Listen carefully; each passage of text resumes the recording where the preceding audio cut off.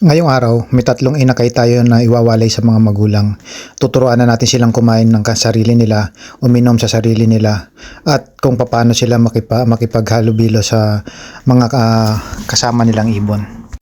Gawa nga ng late na tayong nakapag-breed, sinusubukan natin silang ihabol. 1 linggo mula ngayon, inaasahan natin na marunong na silang kumain at uminom at maghanap ng dadapuan nila. Sa ngayon, importante na hindi natin sila isama dun sa mga ibong o mga inakay na malalakas na kasi mabubuli lang sila at hindi sila makakain. At pag nangyari yon, doon na mag-uumpisa yung mga sakit tulad ng bulutong o minsan nababansot yung mga bagong walay na inakay. Kung naalala ninyo, ngayon ang ika-13 araw nung nagputol tayo ng pakpak ng 7 young bird natin.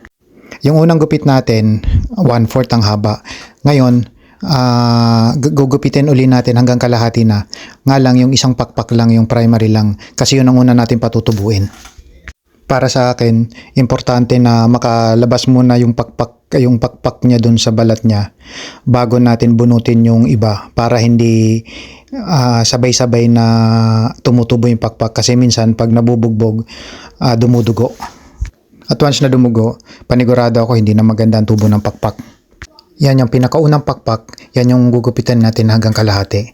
Yung pangalawa at pangatlo, ihayaan natin siya na ganyan muna. Hihintayin nating tumubo ng husto yung unang-unang pakpak bago natin naman bunutin yung pangalawa. At ganoon din sa pangatlo.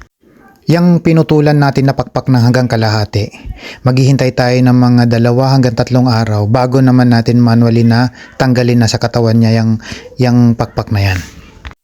O paano hanggang mga tropa, hanggang dito na lang muna. At big shoutout sa mga tropa natin sa Qatar. Sila Ace Lop, Gary Lop, Jam, at yung tropa natin sa Pilipinas, si Mac Robert Malinaw. Fish, bye!